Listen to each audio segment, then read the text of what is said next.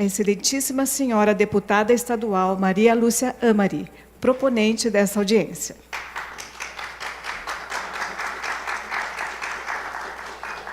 O ilustríssimo senhor Antoine Daher, presidente da Federação Brasileira das Associações de Doenças Raras, a FEBRA-Raras, e também da Casa Hunter e da Casa dos Raros.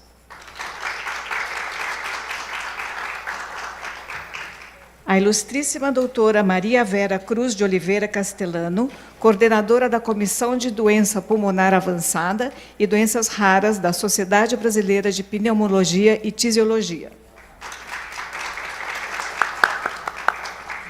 O ilustríssimo senhor Carlos Eduardo Gouveia, presidente executivo da Câmara Brasileira de Diagnóstico Laboratorial. A ilustríssima senhora Alexandra Mariano Fidêncio, coordenadora de assistência farmacêutica da Secretaria de Saúde de São Paulo. A ilustríssima senhora Carmela Grindler, coordenadora de Planejamento de Saúde, coordenadora estadual do Programa de Triagem Neonatal de São Paulo e coordenadora de implantação da Política Nacional de Assistência Integral à Pessoa com Doença Rara no Estado de São Paulo.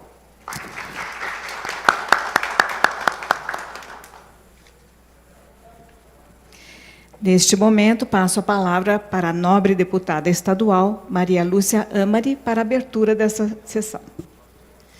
Bom dia a todos e a todas. É uma alegria muito grande retomarmos os nossos trabalhos, né, num clima de retomar praticamente todas as ações que nós já tivemos, que ficaram, de certa forma, paralisadas. Quero cumprimentar toda a mesa na pessoa do meu querido amigo Tony Daher, pela sua luta, pela sua persistência, pela contribuição, inclusive com ações que o Daher faz, que ele supre até, às vezes, a ausência do Estado, né? Então, eu acho que esse trabalho todo, essa preocupação sua com a pesquisa tem engrandecido muito essa luta, fortalecido, encontrado soluções. Eu queria... Para quem ainda não me conhece, eu sou entusiasta da questão das doenças raras e eu participo de todos os eventos que posso aqui na Assembleia Legislativa, onde possam ter outros eventos, e sempre na parceria com o Daher, que eu já conheci há alguns anos, e venho aqui sempre presidindo a Frente Parlamentar de Doenças Raras, discutindo esse tema, propondo soluções, participando dos debates e também fazendo o possível e o impossível para que as políticas públicas possam se transformar em ações afirmativas que deem um resultado de ordem prática. E historicamente, no meu mandato, eu tenho feito... Exame não invasivo, muito simples de ser feita a coleta, e dessa forma você vai conseguir estudar 14 alelos de deficiência de alfa-1. Então, esse foi um grande passo no sentido de diagnosticar a DAT. Seguinte... Pode passar. Isso. E aqui eu coloquei um slide que mostra o que tem acontecido desde que começou-se a usar o AlphaKit. Então, pode dar mais um toquezinho. Esses são dados da América Latina. E é interessante saber por que foram coletados esses exames. Então, claro, primeiro nós temos a DPOC, que realmente todos os pacientes com DPOC devem ser testados para deficiência de alfa-1, e depois outras situações. Ali está mostrando quantos por cento foram exames realizados em familiares de indivíduos com déficit de alfa-1. Então, na América Latina, 3,18%. No slide seguinte, nós vamos ver, pode dar mais um toque, que na Europa tem sido um pouco diferente. Então, 17,6% já foram testes realizados em familiares. O que quer dizer isso? Quer dizer que eles estão um passo à frente. Eles fazem mais diagnóstico da DAT e, por isso, já investigam mais em familiares, o que é muito importante para o diagnóstico precoce da doença. Seguinte. Então, quando nós vamos suspeitar da deficiência de alfa-1? Em algumas situações. Enfisema de início precoce, como eu falei, que predomina em lobos inferiores, casos de deficiência de alfa-1 na família, casos de dispneia e tosse crônica em vários membros da mesma família, isso é uma indicação da Sociedade Espanhola, doença hepática de causa desconhecida, bronquiectasia, sem causa evidente, DPOC, como a gente já falou aqui, paniculite, que é uma doença de pele, a vasculite ANCA-C positiva, e quando no proteinograma você não encontra o pico relacionado com alfa-1. Seguinte. Esse slide é um slide já de 1988, mas é muito interessante, porque ele mostra a diferença de sobrevida entre os pacientes que têm deficiência de alfa-1 e a população geral americana. E a gente vê claramente que, se você não trata, esses pacientes vão ter uma sobrevida muito menor, mais do que 10 anos a menos do que a população geral. Seguinte. Então, daí a gente já começa a entender por que é importante o diagnóstico precoce. Então, você fazendo o diagnóstico precoce, você vai dar subsídio para o médico tratar corretamente esse paciente, você vai orientar o paciente para evitar exposições que acelerem essa doença pulmonar, vai fazer o monitoramento da função pulmonar, começar o tratamento com broncodilatador, que ele vai precisar de uma forma mais precoce, reduzindo exacerbações, melhorando a qualidade de vida, e vai possibilitar o rastreamento familiar, como a gente já viu aqui. Seguinte. Então, aqui é só um fluxograma mostrando como se faz o diagnóstico. Então, tudo começa, como eu disse, com a dosagem de alfa-1. Se for normal, não há necessidade de partir para um estudo genético, e se for menor do que o esperado, aí você vai fazer o estudo genético para saber qual que é o alelo que está causando aquela deficiência. Seguinte. Eu coloquei aqui uma linha do tempo para a gente entender um pouco melhor essa doença. Então, ela foi descrita a primeira vez em 1963, então, uma doença relativamente jovem, foi descrita na Suécia, e justamente quando Laurel e Erickson relacionaram pacientes com enfisema e que tinham alteração na eletroforese de proteínas. Aí, em 1989, foi iniciado o tratamento de reposição de alfa-1, foi quando o FDA licenciou o tratamento. Em 99, foi criada a Alpha-1 Foundation, que é uma associação de pacientes com deficiência de alfa-1.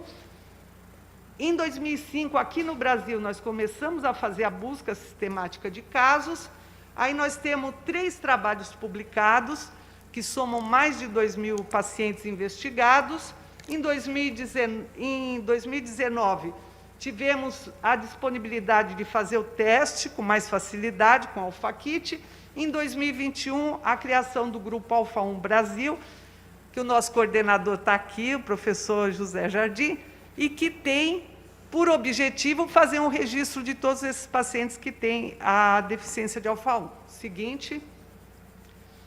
No Brasil, então, o que acontece? É bem interessante. Em alguns países da Europa, nos Estados Unidos, Canadá, existe já muitos estudos epidemiológicos que mostram como a doença se comporta. E por que que no Brasil isso tem importância? Seguinte. Por causa das ondas de imigração que nós tivemos aqui. Então, nós temos um primeiro momento, de 1884 a 1933, e depois o segundo momento, depois da Segunda Guerra Mundial. O que acontece? Nesses momentos, vieram para o Brasil muitos italianos, espanhóis, alemães, e essas pessoas são de regiões onde realmente existe a deficiência de alfa-1. Se eles vieram para o Brasil, é claro que trouxeram também a doença para cá. Esse é um trabalho que eu apresentei na ATS, o Congresso Americano de Pneumologia, onde eu mostrei 106 pacientes que tinham deficiência de alfa-1, eram pacientes que estavam em 16 estados, e o que nós encontramos? 47 pacientes com PIZZ, que são 44,3% de todos os pacientes estudados. Seguinte. Esse é um resumo daqueles 3 grandes trabalhos que eu citei, que são 2.008 pacientes, e onde foram encontrados 29 pacientes com DAT. 1,44%. A maior parte deles são populações estudadas diferentes, mas a maior parte deles tinham doença pulmonar obstrutiva, ou DPOC ou bronquiectasias. Aqui já são dados relacionados com o Alfakit, de 2019 para cá, até abril de 2021. Então, nós realizamos 1.740 exames em todo o Brasil, em todo não, né? Mas num grande número de estados. Seguinte. E aqui o resultado. É interessante ver que desses 1.537 exames realizados, 1/4 deles apresentava alguma alteração genética. É claro que essas coletas são feitas em pacientes que já têm o porquê de você investigar. Seguinte, o tratamento, qual que é o objetivo? É reduzir e deter a progressão da destruição do tecido pulmonar, reduzindo o número de exacerbações, reduzindo a mortalidade e melhorando a qualidade de vida desses pacientes. Então, existe um tratamento não específico que engloba interromper o tabagismo, evitar exposições a irritantes, fazer o controle da exposição ocupacional, o tratamento farmacológico, que é igual a DPOC, e em casos muito graves, que, claro, a reposição em geral consegue deter, você tem que encaminhar o paciente para transplante pulmonar. Seguinte. O tratamento específico, então, ele é feito com a reposição de alfa-1. Essa alfa-1 ela é produzida a partir do plasma humano. Aqui eu coloquei, não sei se vem ao caso, a dosagem que ela é usada. É um tratamento seguro, bem tolerado. Apesar de ser produzida a partir do plasma humano, não existe relato de doenças como HIV ou hepatite, e os efeitos colaterais são leves, em geral, muito raros, inclui cefaleia, febre, fadiga. Seguinte. Então, o tratamento específico, ele não está indicado para todos os pacientes com deficiência de alfa-1. Existem alguns critérios. O paciente deve ter mais de 18 anos, claro, ele tem que ter deficiência de alfa-1, de preferência não estar fumando, e deve ter enfisema pulmonar, e esses daí são critérios para o enfisema pulmonar. Na literatura existem diferentes pontos de vista, alguns limitam que o VF1, que é um dado da prova de função pulmonar, esteja entre 35 e 60 do previsto. Outros acham que não necessariamente, desde que você consiga perceber que está acontecendo uma perda funcional acelerada, então você já introduziria o tratamento. O paciente deve ter condição de submeter ao tratamento, aí não necessariamente hospital-dia, mas em alguma unidade de saúde, e deve ter um fenótipo que seja compatível com a deficiência, com a DAT. Seguinte, já estou quase concluindo. Aqui é uma meta-análise de vários trabalhos, e mostrando, aqui está até assinalado, que quando você faz a reposição, você reduz a velocidade de perda do tecido pulmonar. Então, você meio que freia a doença. Seguinte. Concluindo, né, eu coloquei algumas conclusões. Primeira, a DAT é subdiagnosticada no mundo inteiro. No Brasil, a estimativa da deficiência, gente, acho que eu vou sair com problema, mas da deficiência intermediária grave em pacientes com DPOC foi 2,8%. A deficiência grave, PIZZ, foi 0,8%, que é compatível com o que está descrito na literatura. O exame do suave oral é pouco invasivo e permite esse diagnóstico com precisão. E é importante informar aos médicos em geral, e nós estamos trabalhando nesse sentido. O professor Jardim está aqui também, está nessa luta há muitos anos. E a população em geral sobre a DAT, para que seja feito o diagnóstico. Senão, nós vamos continuar sem conhecer esses pacientes e sem tratá-los devidamente. E, por fim, o tratamento substitutivo é o único tratamento específico para essa doença, para a DAT. Em casos selecionados, ele está indicado por preservar o parênquima pulmonar, diminuir o número de exacerbações e a mortalidade. E é importante que esse tratamento seja instituído precocemente e que haja agilidade para a sua obtenção. Porque você faz o diagnóstico e não tem o menor sentido o paciente ficar anos aguardando para começar a receber o tratamento. Então, por isso a importância do protocolo, da implantação dos protocolos que vão agilizar o início desse tratamento. Aqui, pode passar o seguinte, vamos dizer que aqui é a minha casa, o Hospital do Servidor Público Estadual, onde eu trabalho e a maior parte do meu tempo. E o seguinte, muito obrigada, e aqui está o meu contato para tirar algumas dúvidas que vocês têm. Fico à disposição.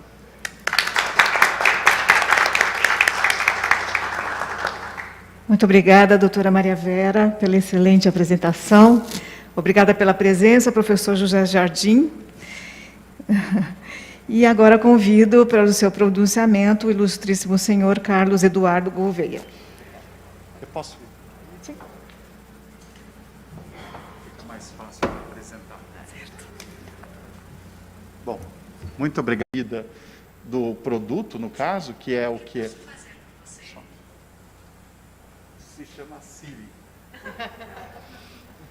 A gente tem que tomar um cuidado, porque começa a falar sem mais nem menos. Mas o que eu estava comentando é que dentro desse conceito de ciclo de vida, que é pesquisa, desenvolvimento, inovação, regulação, acesso e monitoramento do mercado, a gente consegue, de fato, trazer várias propostas efetivas. A apresentação eu vou fazer de forma muito rápida, o próximo. Próximo slide, isso. Só voltar um pouco. Isso. CBDL existe desde 1991, ela consegue, de fato, trabalhar em favor do crescimento do mercado de forma correta, justa e aberta, né, e sendo referência para os vários órgãos e entidades. O próximo. Ela trabalha com base em 3 grandes pilares, que são a questão da ética e compliance, da questão da regulação inteligente, próximo, e acesso. O mercado, ele é dividido não só, na verdade, em vários itens. O principal que vocês conhecem são os reagentes, né? O kit de diagnóstico, o teste, mas, na verdade, ele tem os próprios equipamentos que fazem o processamento desses testes, os serviços que são essenciais, desde assistência técnica até a parte de tecnologia da informação. Cada vez mais saúde 4.0 é fundamental, e um ponto para a gente discutir é a integração disso tudo, é o reagente sendo usado de forma adequada no paciente, é o teste certo, na hora certa, para a pessoa certa e no ambiente certo. Essa conjunção de fatores, ela tem que ser disponibilizada pelo sistema de saúde de tal forma que o paciente tenha acesso, que o médico tratante tenha acesso, para que não haja nem o desperdício, o sobrediagnóstico e nem o subdiagnóstico, que é o grande problema que hoje a gente enfrenta no Brasil. Aqui a gente pode ver que no Brasil, inclusive, o consumo per capita é de 9,6 dólares por paciente, contra uma média de 20, 22 nos países desenvolvidos. Ou seja, a gente tem um espaço muito grande, né? Próximo. Ele vai de várias áreas com várias tecnologias, desde imunoquímica, hemostasia, microbiologia, até os vários equipamentos. E sempre com a inovação tecnológica ao lado, que permite grandes equipamentos, às vezes, se tornarem em pequenos point of care, né, que são robustos, mas que funcionam dando essa informação onde o paciente está. Próximo. E, considerando tudo isso, o papel da doutora Carmela, e mesmo do Ministério da Saúde, lá em Brasília, é de sempre monitorar, não só o formador de política pública, mas também o regulador, o nosso horizonte tecnológico. E por quê? O próximo. A nossa tecnologia está em constante evolução. E a gente saiu de elementos comuns até chegar hoje na nanotecnologia, o próximo, e até os itens como genômica, proteômica, metabolômica. Próximo. Para vocês terem uma ideia, a genômica dá essa fotografia. E foi importante ter essa noção. Mas a metabolômica ajuda, por exemplo, a trabalhar com um banco de dados no futuro, predição, o poder de predição da saúde da pessoa. Então, a gente consegue trabalhar de forma antecipada. A tecnologia da informação, hoje é o grande motor. E o Saúde 4.0, a gente viu com a telemedicina, que era um tabu, e hoje a gente já sabe que não vai poder viver sem ela pode propulsionar, na verdade, ocasionar vários grandes benefícios para o sistema. O próximo. E por quê? Se vocês forem olhar, o diagnóstico está dentro de um grande volume de tecnologias médicas, são os dispositivos médicos, mais de 500 mil. Aqui na Anvisa a gente tem mais de 80 mil itens registrados e que fazem parte da nossa vida, do primeiro respiro até o último suspiro. Né? Sempre a gente vai ter algum item, um produto para a saúde nos acompanhando. Próximo. E não é diferente com o diagnóstico, que saiu da ficção, todo mundo se lembra do Dr. Spock, e hoje já é realidade. E isso vale, o próximo, inclusive para outros monitores de fluidos e de outros fatores que o corpo acaba passando, como os vestíveis, os wearables. Isso já é realidade também. O próximo. No caso da biologia molecular, por exemplo, que nos ajuda a entrar nessa seara do diagnóstico molecular, hoje você tem equipamentos extremamente precisos, com grandes resultados que são propostos através de equipamentos bem diminutos, bem pequenos. O próximo.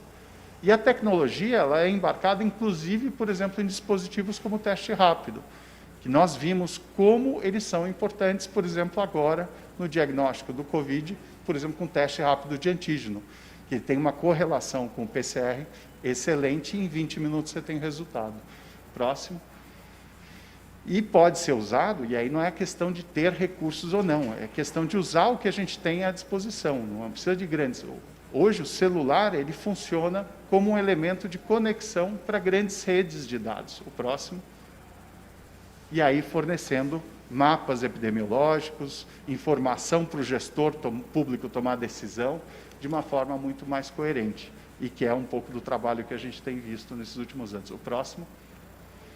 Aqui eu convido depois todos a visitarem a página da CBDL e baixarem um exemplar do livro branco, que ali tem sim uma ideia muito mais completa. O próximo.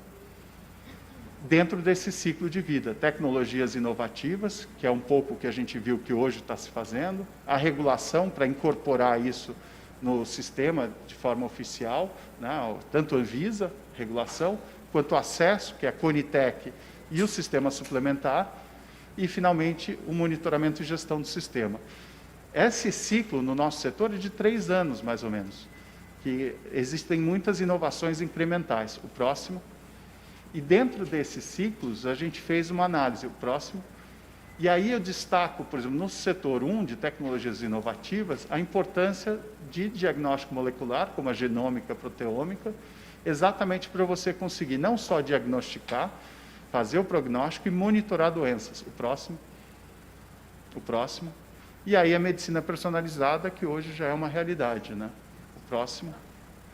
Na questão da regulação, pode ir até o final, a gente tem que estar atento aos novos modelos de atenção à saúde. E com a Anvisa a gente já tem trabalhado isso de uma forma muito frequente, até para sempre estar buscando essa atualização, inclusive em cooperação com outras agências. Próximo. Na questão de acesso, pode ir até o final, a questão da incorporação dos testes, ela tem que ser vista, ela pode ser vista de uma forma diferente e sempre atualizada, com base nesse horizonte tecnológico que a gente vem.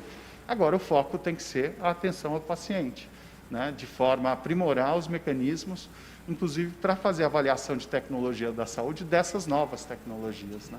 Próximo. O próximo. O próximo. E aí, a última etapa, que é o monitoramento e gestão do sistema de saúde, ela traz também alguns desafios. E a gente trabalhou em propostas muito concretas, e as propostas são o quê, por quê, como e quem. Né? Propondo modelos novos de utilização de produtos e, muitas vezes, até entrando no mérito de um compartilhamento de risco entre o detentor da tecnologia e o sistema suplementar ou sistema público, exatamente como novas opções. Próximo.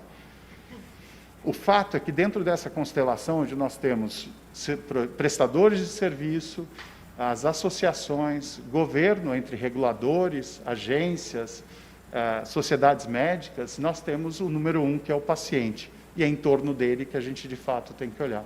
Próximo. E aí, entrando de forma muito rápida, que a gente já teve uma excelente aula sobre o diagnóstico, no caso do DAT, né, deficiência de alfa-1 antitripsina, o melhor, o mais recomendado é, de fato, a prova genética, principalmente para quem já tem DPOC. E você consegue, aí sim, trazer uma grande oportunidade para um tratamento que é eficaz, cientificamente, e que consegue acelerar ou melhorar esse prognóstico ou a expectativa de vida do paciente. O próximo. Né? E ali os tratamentos que já foram falados. O fato é que nós temos no Brasil uma prevalência de 1 para 2.500 pessoas, sendo que estima-se que 90% dos pacientes não têm diagnóstico. Então, carregam um problema por anos a fios, e aí saindo de um médico para outro, até encontrar o especialista que vai pensar no assunto, para aí poder, quem sabe, ter acesso a essa solução. Né? Então, o diagnóstico precoce e preciso, eu repito isso, porque acho que é um mantra mesmo, ele pode sim promover o acesso a uma terapia eficaz. Próximo. E a gente vive um novo momento. Acho que o valor do diagnóstico ficou muito bem claro nesse ano, esses 2 anos de pandemia. Ele, de fato, pode mudar muita coisa. Se a gente trabalhar de forma adequada com as especialidades médicas, levando informação essencial, atualizada, trabalhar com os formadores de políticas públicas e reguladores, trazer a tecnologia como grande aliada e mudar o conceito. O Covid permitiu isso, a gente saiu daquele cenário de 6.500 hospitais, 18.000 laboratórios, para passar para 88.000 farmácias como aliadas na detecção de uma doença que nos afligia. Né? Então, você começa a estar perto de onde o paciente está. Então, esse conceito de laboratório sem paredes não é acabar com o negócio do laboratório, pelo contrário, é pulverizar, no mínimo, essa triagem para permitir um diagnóstico adequado. E aí sim ter a entrada desse indivíduo que era invisível para o sistema de saúde. E é esse, acho que, o ponto principal para a nossa discussão. Um trabalho sério, como o Casa Hunter tem feito, e tantas outras entidades. Né? E o último slide. E aqui... E aqui eu deixo os meus contatos e fico à disposição para a discussão. Muito obrigado.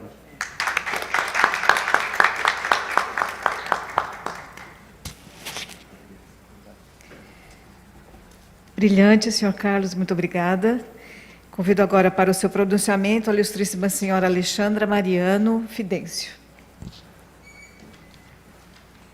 Bom dia a todos. Primeiramente, gostaria de agradecer à deputada Maria Lúcia pelo convite, porque para mim é um prazer poder estar aqui hoje, né, na presença da doutora Maria Vera, do Antony, do Carlos Eduardo, da Carmela, que é nossa parceira de secretaria, podendo aprender mais sobre DAT, né, e poder também compartilhar com vocês como que, no âmbito da assistência farmacêutica do Estado de São Paulo, em que momento que nós estamos de organização com relação a essa doença, né? Então, a Coordenadoria de Assistência Farmacêutica em São Paulo, na verdade, a gente fica responsável por organizar toda a rede de assistência farmacêutica no âmbito do Estado, na perspectiva dos programas, né? Então, nós temos programas distintos da assistência farmacêutica, do componente especializado, onde grande parte das doenças raras, hoje, conforme, né, nós temos aí uma avaliação pela Conitec, uma elaboração de protocolo clínico de diretrizes terapêuticas tem sido contemplado. A gente tem o componente estratégico, onde a gente trata, né, as doenças endêmicas, e o componente básico da assistência farmacêutica, onde a gente trabalha mais no cenário de apoio aos municípios. Aí, dentro da assistência farmacêutica, como, de alguma forma, e até exemplo do que nós estamos discutindo hoje, né, nós temos ainda muitas necessidades em saúde não atendidas, né, por protocolos no SUS, A Secretaria de Estado da Saúde de São Paulo tem, desde 2012, né, uma resolução que oficializa uma porta de acesso administrativa, ou seja, onde o cidadão, de alguma forma, que tem uma necessidade em saúde, que tem uma prescrição de uma situação clínica não atendida pelo SUS, ele pode pleitear esse tratamento. A gente tem hoje cerca de 30 mil pacientes sendo assistidos por essa porta, por uma diversidade de situações clínicas, algumas mais comuns, né, onde a situação clínica não é contemplada num protocolo, mas existe esse protocolo no SUS, ou então, né, uma situação muito específica, como até mesmo uma doença rara. A gente hoje atende, né, no âmbito do Estado de São Paulo, 14 pacientes, né, com deficiência de antidepressina alfa-1, sendo 5 deles por meio de judicialização. Então, a gente também, né, tem o impacto da judicialização na assistência farmacêutica. Então, alguns pleiteiam por esta porta, outros acabam indo pela via judicial, e nós temos 9 pacientes sendo assistidos, né, com essa solicitação administrativa. Então, hoje, apesar da gente não ter um protocolo para tratamento da doença e fornecimento de medicamento vinculado à Secretaria de Estado, né, a gente tem fornecido aí o medicamento para os pacientes que solicitam. E aí, assim, né, aprendendo um pouquinho mais com vocês hoje sobre o universo dessa doença, a gente vê o quanto é ínfimo esse número que a gente atende, e aí isso acho que é realmente até como se diz, a consequência da dificuldade diagnóstica. Aí o que eu queria trazer para vocês, né? Nós temos um protocolo de atendimento para DPOC no Estado. Desde 2007, nós fomos pioneiros nisso, antes mesmo do Ministério da Saúde olhar, né, para essa patologia e incorporar os medicamentos. Hoje a gente já tem um outro movimento de ministério, o Ministério da Saúde tem um protocolo, isso está sendo atualizado, e exatamente nós estamos no momento de rever o nosso, né? Mas quando a gente olha para esse universo, a gente tem 100 mil pacientes cadastrados que recebem medicamentos de DPOC pelo Estado, né? E aí, estou aqui, né, ouvindo e pensando, puxa, quanto desses 100 mil em alguma vez tiveram acesso ao teste, né? E, de alguma forma, a gente tem uma organização, né, com serviços de referência, com médicos especialistas, né, doutor Jardim está até aqui, que também é um colaborador nosso, no sentido de avaliar as prescrições, triar os pacientes que realmente necessitam, para que a gente possa ter, né, uma otimização dos recursos públicos e o uso racional do medicamento para quem realmente precisa, né? Então, eu acho bem oportuno o momento dessa discussão. Vejo oportunidade de, dentro da secretaria, lógico que a doutora Carmela, que fica mais com a parte, né, da organização da rede, mas eu digo aqui agora no sentido do medicamento, né, da gente poder estar aberto, sim, a discutir e, de repente, já que a gente já fornece administrativamente, por que não pensar, né, em como que a gente pode ter aí uma organização que você possa ter mais diagnóstico, que você possa, de alguma forma, atender melhor todos os pacientes, porque muitos podem até ter o diagnóstico, ter a necessidade e nem conhecer o caminho, né? Uma coisa que a gente sempre busca, porque o impacto hoje orçamentário, financeiro na assistência farmacêutica tem sido muito grande pela judicialização, né? Quase 50% do nosso orçamento tem sido consumido pela parte administrativa e pela parte judicial de situações que não são previstas no SUS. Então, essa porta administrativa também, ela serve para a secretaria como uma visão geral daquilo que a gente também precisa buscar financiamento tripartite, né? Então, lá, daquilo que é solicitado, você olha se tem no SUS, se você tem uma alternativa terapêutica, ou se você não tem, qual é a pertinência e como que a gente faz para poder dar assistência a isso, né? E isso é o que dificulta, muitas vezes, as secretarias terem protocolos estaduais para tudo, né? Então, o Ministério da Saúde tem a missão, né, o ente federal, de ser o formulador, né, dessas políticas. A Conitec tem a missão de elaboração desses protocolos, e aí nós temos em conjunto a missão de buscar o financiamento tripartite para isso e participar da organização do sistema, né? Então, a partir desta porta, a gente tem procurado também trabalhar neste sentido. Olha, a gente precisa fazer essa discussão, a gente precisa, com base em dados, em algumas experiências que nós já temos, né, fornecer algum subsídio para que, principalmente, como se diz, né, nesse cenário de doenças raras, que muitas vezes a gente não consegue ter o nível de evidência, porque você tem um N muito pequeno de pacientes, para seguir as regras que são utilizadas, né, ali na avaliação da Conitec. Então, é o que, de alguma forma, poderia nos auxiliar.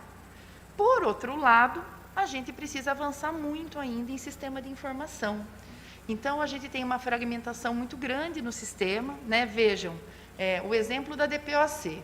Então, a gente tem um programa, a gente tem um protocolo, né? Tem o fornecimento, mas hoje a gente não consegue muito cruzar dado com hospitalização, com quantos pacientes, quanto que foi o custo para o sistema daquele paciente que não respondeu ao tratamento ou que não aderiu adequadamente ao tratamento e ficou hospitalizado. E aí, quando a gente vai fazer uma discussão, né, de investir em alguma situação clínica, muitas vezes essa conversa fica frágil e você fica mais pautado no, olha, quanto vai custar eu fornecer o medicamento para esses pacientes, sem a gente conseguir olhar para o todo, né?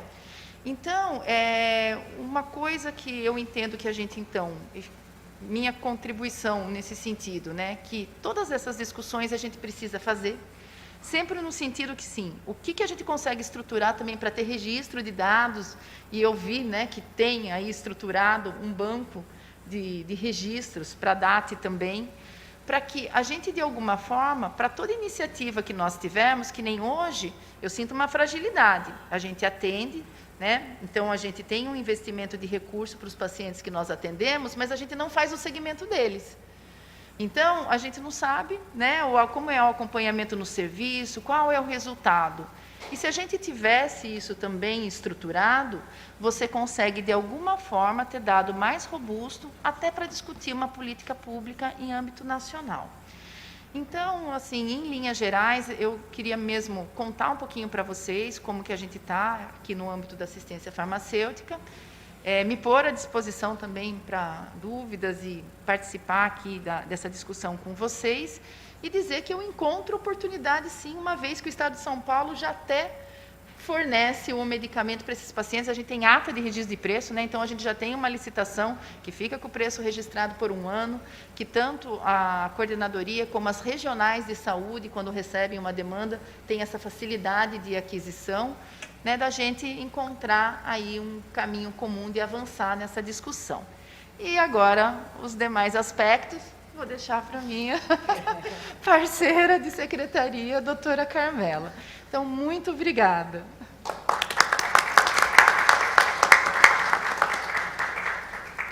Muito obrigada, Alexandra. Convido agora para o seu pronunciamento a ilustríssima senhora Carmela Grindler. Eu já tenho uma afirmação para fazer aqui, para finalizar a fala de todos os presentes à mesa. Sim, é possível. Sim, é possível fazer uma política pública para que a gente possa atender, particularmente, o grupo de doentes raros com essa doença. A gente já tem uma metodologia de trabalho para fazer isso, né? A gente tem modelos implantados, eu convido a todos, uma doença prima irmã, porque, na verdade, a fibrose cística, que também é genética, que é autossômica recessiva, mas que tem um plus, que é o fato de eu poder fazer o diagnóstico no teste do pezinho, porque eu também sou coordenadora, estou coordenando a triagem natal do Estado de São Paulo. Mas o modelo operativo existe. Eu tenho 4 serviços na capital, na Grande São Paulo, né, que a gente diz, 4 no interior, que são os serviços de referência, Nós temos um já no INCOR, que é ligado ao setor de transplante, que atende adultos, né?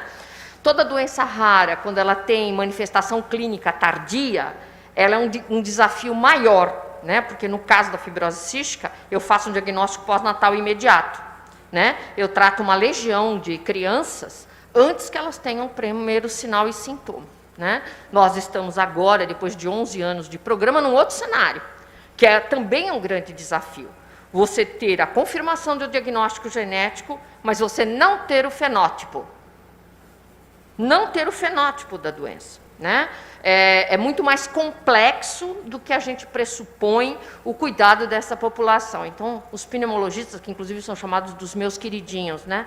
Porque como eu estou há 11 anos com eles e na verdade, eles assessoram a Secretaria da Saúde, eles compõem um grupo de trabalho perene e contínuo, e os outros, como eu sou médica pediatra, os outros pediatras dizem que os pneumologistas infantis são os meus queridinhos. Não é nada disso, é um trabalho sério, um trabalho perene, um trabalho de mão dupla, porque assim como eles nos demandam, sinalizando problemas do dia a dia, em contrapartida nós também o demandamos. Eu lembro de um episódio, não vou ficar aqui contando, são 11 anos de trabalho, tem muita história para contar.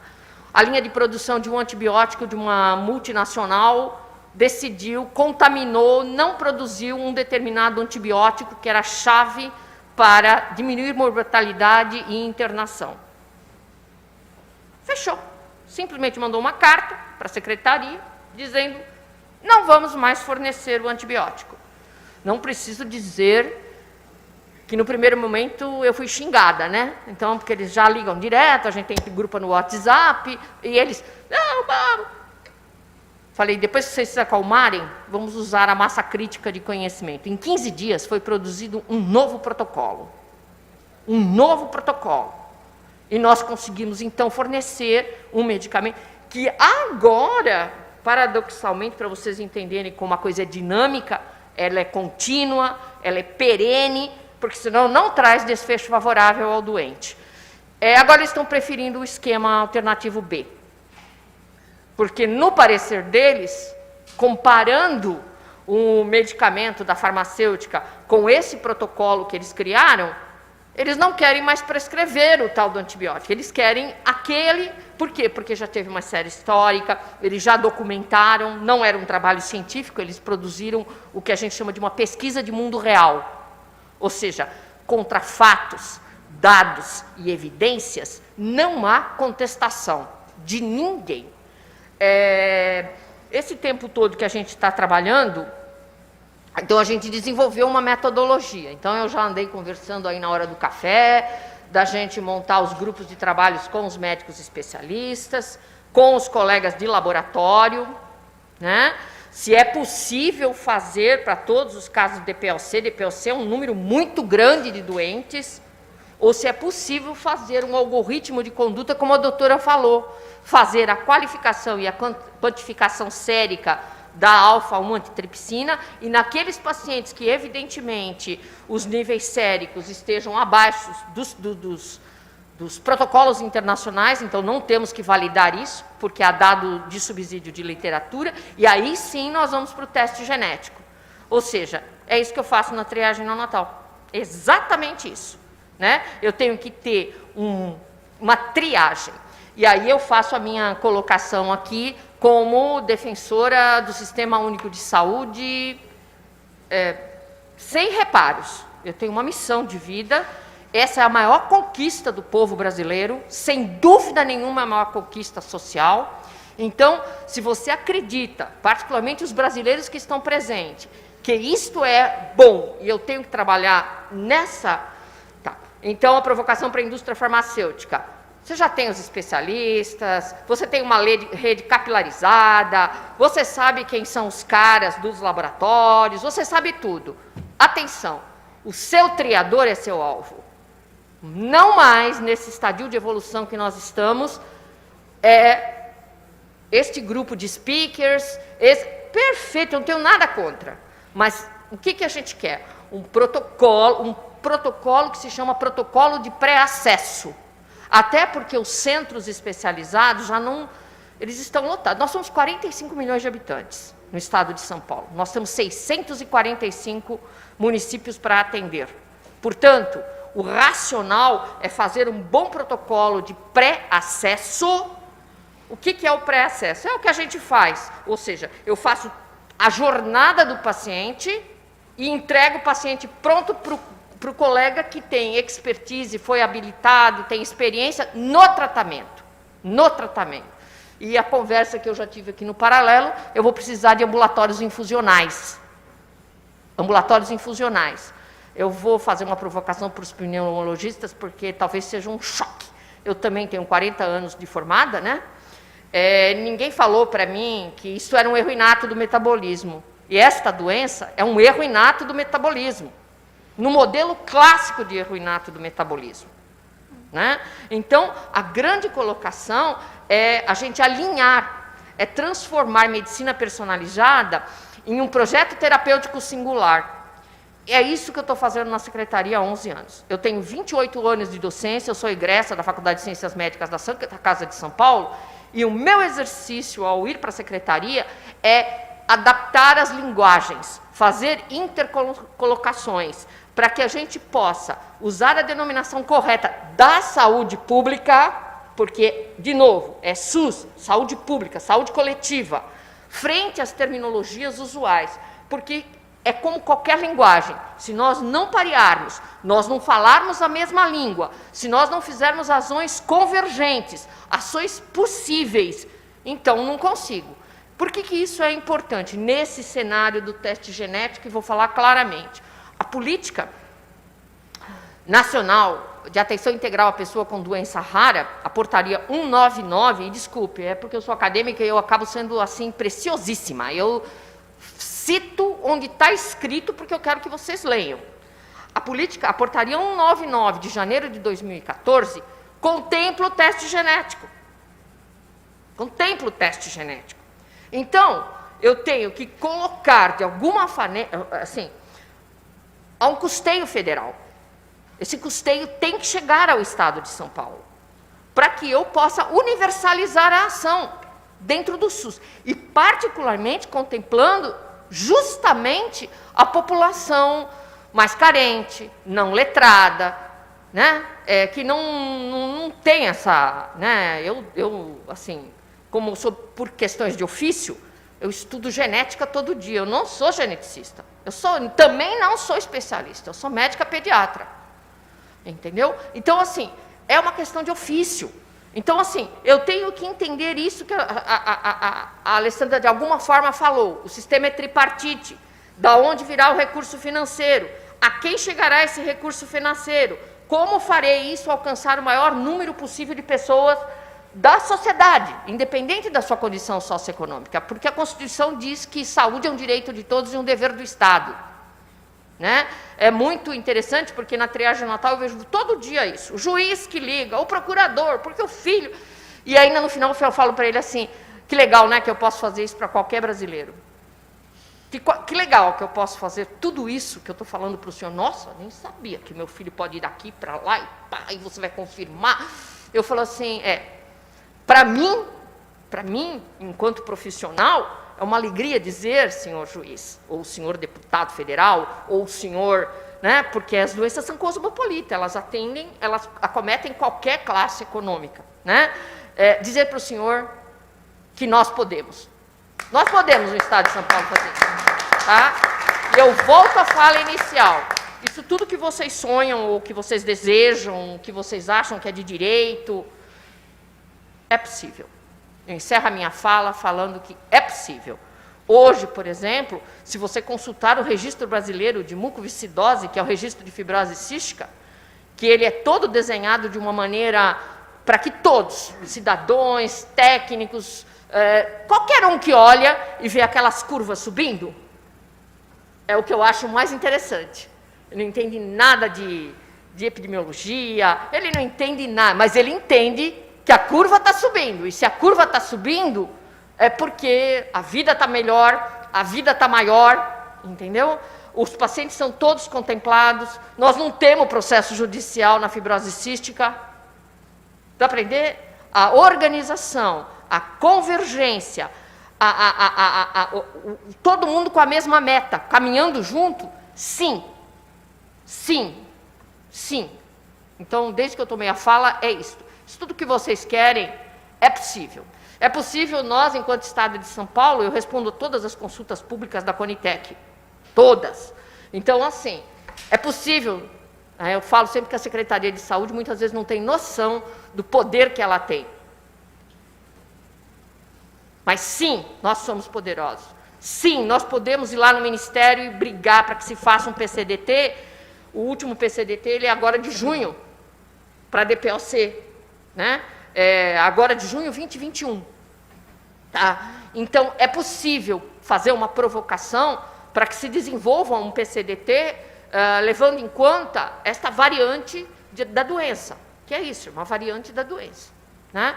Então, assim, é com esse contexto que eu fecho a minha fala e volto a repetir. Sim, é possível a gente fazer absolutamente tudo isso, desde que nós nos organizemos, desde que nós alinhemos a nossa fala, desde que a gente se integre, faça a integração. Não, mas é o meu serviço. Desculpa, não tem esse negócio na Secretaria da Saúde. Ou é todos, ou não é ninguém. Você está entendendo? Então, assim, é preciso entender isso. É preciso entender. É preciso entender porque nós queremos esse sistema de saúde.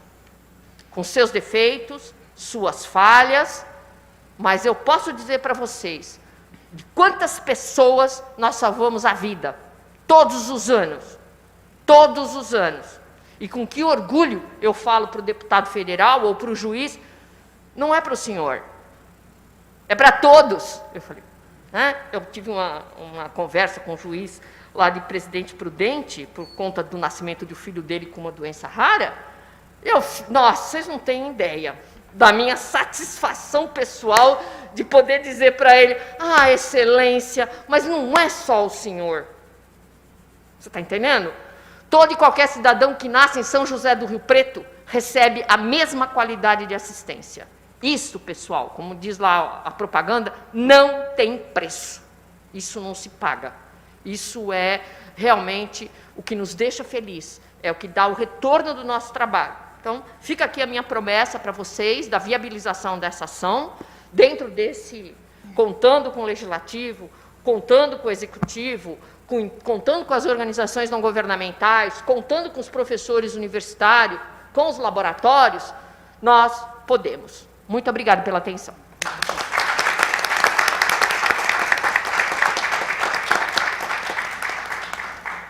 Muito obrigada, senhora Carmela. E encerradas as exposições dos membros da mesa sobre o tema, nós abrimos então o microfone para debates, considerações, perguntas. Então, todos os senhores presentes, fiquem à vontade para se colocar, se quiserem. Eu gostaria vocês de falar da mesa uma coisa também, por favor. Rapidamente, de agradecer muito, né, a doutora Alexandra e a doutora Carmela. Isso que nós escutamos pode ser música para nossos ouvidos, mas também a gente tem a certeza desse desfecho, porque nós sabemos que vocês nos orgulham todos os gestores de saúde desse país, que sempre tiveram abertos a qualquer discussão, né, para atender da melhor forma a comunidade, seja de raras ou de outras doenças, né? E com profissionalismo. E isso que a gente precisa fazer, que é justo, correto, é mostrar que o SUS, quanto é bem gerido, ele atende da melhor forma, é o melhor sistema de saúde do mundo até. Né? Muito obrigado, de verdade. Nós temos uma sorte de ter secretaria desse nível, né? Eu espero que isso, né, se propaga no Brasil inteiro. Um dia teremos um governo federal desse nível. Muito obrigado. Obrigada, senhor. Eu gostaria de reforçar aqui as palavras do Antoine, que, de fato, para nós do Estado de São Paulo, é um grande orgulho. E o exemplo que a gente pode dar, inclusive, o avanço que a parte de erros inatos do metabolismo, citada pela doutora Carmela, no Estado de São Paulo já teve. Há vários anos atrás, com a demanda crescente, muitas vezes por conta de judicialização, o Estado preferiu muito mais, em vez de ficar respondendo de forma individual, vamos organizar, antes do Ministério da Saúde propor, programas de saúde pública voltados para as diferentes situações, com acompanhamento, monitoramento, indicadores, inclusive de desempenho, para que se tenha alguma coisa organizada. Qual a consequência disso? Um gasto muito menor pelo Estado, primeiro porque não tem internações repetidas de pacientes que acabam tendo intercorrência por falta de terapia adequada, um custo menor, porque o investimento no tratamento, no caso dessas aminoacidopatias, por exemplo, são fórmulas nutricionais, você tendo alguma coisa organizada, você tem concorrência, tem planejamento, previsibilidade, o preço naturalmente cai. Então, o paciente passa a ter acesso a uma qualidade de vida muito melhor, vive mais tempo, sem gerar um prejuízo em termos de saúde pública por conta dessas reinternações todas. Então, o que a gente vê, no caso do Estado de São Paulo, realmente é ser o protagonista nessa série de mudanças. E, doutora Alexandra, eu também gostei muito da sua fala. Acho que de fato, a gente tem aí um espaço para avançar nessa e em outras situações. E, por último, como consideração, eu sempre gosto de trazer o que eu falei no começo sobre sustentabilidade. Antes de nós sermos empresários, executivos, participantes de alguma área da atividade econômica, nós somos cidadãos. E somos pacientes, pais de pacientes, netos de pacientes, filhos, o que seja. Então, para a gente, de fato, o SUS é um grande motivo de orgulho para todos. A saúde suplementar, ela também se faz necessária, mas em todo o sistema, o que é fundamental é ética e compliance. Além de você trabalhar de uma forma que o sistema possa funcionar de forma adequada, trazendo o melhor para o paciente, ele tem que ser justo, transparente, honesto, e para isso a gente conta hoje, inclusive, com instituições como o Instituto Ética Saúde, que é uma instituição que congrega toda a cadeia de valor exatamente para a promoção da ética, da integridade, através de programas adequados, e todo e qualquer desvio pode e deve ser reportado. E aí, com acordos de cooperação com órgãos de controle, é possível, Ministério Público, CAD, TCU, CGU, é possível você investigar, mas principalmente dar o exemplo para programas sérios de integridade que ajudem essa relação entre o setor privado, o setor público e assim por diante.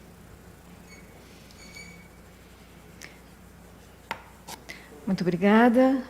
Alguém gostaria de se colocar, por favor, doutor Jardim?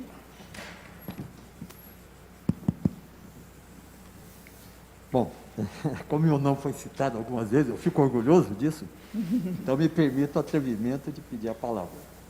Como foram 7 pessoas, e a cada uma teria uma sugestão, uma consideração. Com isso, então, se eu me alongar um pouquinho, mas eu estou respondendo aos 7 de uma vez. Eu, primeiro, parabenizo a todos, a Secretaria, a Sociedade Brasileira, a Assembleia Legislativa, a Casa Hunter, e também a Associação dos Laboratórios de Diagnóstico, porque é esse conjunto que vai fazer possível que nós tenhamos, no caso, hoje em discussão, que é a Alfa-1 mais discutida.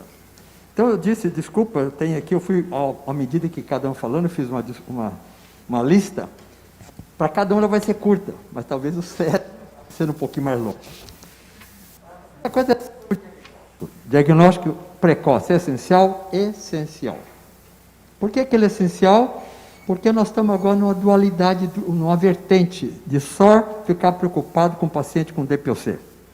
O paciente com DPOC e aquele que tem deficiência de alfa-1, aos 35 anos ele é um incapaz. Ele tem enfisema, e ele tem um impacto na sociedade muito grande, porque ele vai para uma aposentadoria precoce, além de que ele diminui e sustenta a sua família, por causa da aposentadoria.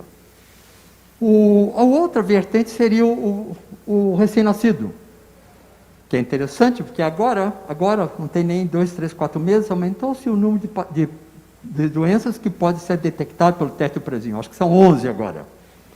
Todas elas... São 50, professor? Não, eu digo pelo SUS obrigatório. Ah, pelo SUS obrigatório Não. são 6. 6? Não, aumentou. Tem mais 4 agora. Então, 10 a 11. Mas não importa o número. O que eu quero dizer é que todos os testes do pezinho, todos, estou dizendo obrigatório para o serviço público, são muito menos frequentes que a deficiência de alfa-1 antitripsina. Muito menos. Muito menos. Ela é muito mais prevalente do que essas que nós obrigamos. Qual é a diferença, então? É que a fibrose cística, que foi citada, é um excelente exemplo, é que ela detecta, ou hipotireoidismo, detectada precocemente, a pessoa pode ter uma vida normal. Deficiência de alfa-1, que não está no teste do pezinho obrigatório, que é mais prevalente, a repercussão aos 35 anos, quando ele é um fumante e tem uma incapacidade. Para ele, para a sociedade, para o sistema de saúde pública. Bem, é possível fazer o diagnóstico precoce? Sim. Então vamos fazer no teste do pezinho. Não está claro se se pode fazer no teste do pezinho recém-nascido para alfa-1. Aparentemente, precisa de comprovação, a mãe passa alfa-1 para o filho e ele pode dar normal quando ele é anormal. Então vamos fazer um pouco mais velho. Aí existia um trabalho que ainda se baseia, muitos pesquisadores nisso, que eu acho um erro. Mas na Suécia fizeram em crianças maiores e criou-se um problema psicológico na criança. Eu acho que é muito mais digno para a sociedade, para a criança crescer sabendo que ele não pode fumar, que tem que tomar certos cuidados, do que ser detectado aos 35 anos quando ele é incapaz. Isso eu já discuti em fórum internacional e foi o que disseram.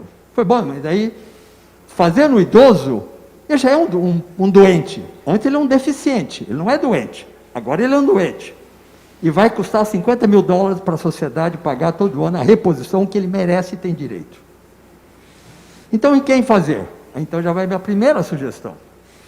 E eu só fiz num fórum internacional que a princípio houve uma certa resistência, mas que vi depois de um ano, num congresso internacional, a pessoa subir no palco e falar exatamente o que eu falei.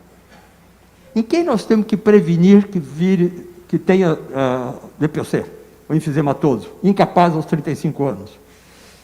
No deficiente, que é como a Vera mostrou, aquele que tem pior produção de alfa-1, que fuma.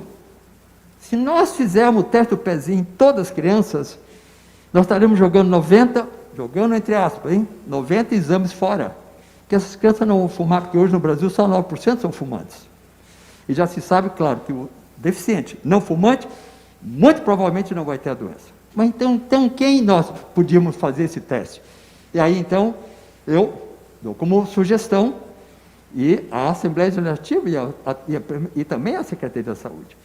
Nos jovens de 18 a 22 anos, fumantes, principalmente das universidades, que são mais fáceis de alcançar. Não só da universidade, em qualquer escola. Eu estou dando facilidade. Desses, alguns vão ser deficientes e outros não. E vamos dar educação para os dois grupos. E aquele que for fumante e tiver deficiência de alfa-1, nós vamos educar ao máximo para que ele não fume. O outro também, porque não é porque ele não tem deficiência que ele pode fumar. Mas nós vamos ter dois resultados excelentes. Qual é a deficiência nos jovens que fumam? 2, qual é o valor da educação para alguém deixar de fumar? É bom, que éramos 33 em 1990, hoje são 9,3% só de fumantes.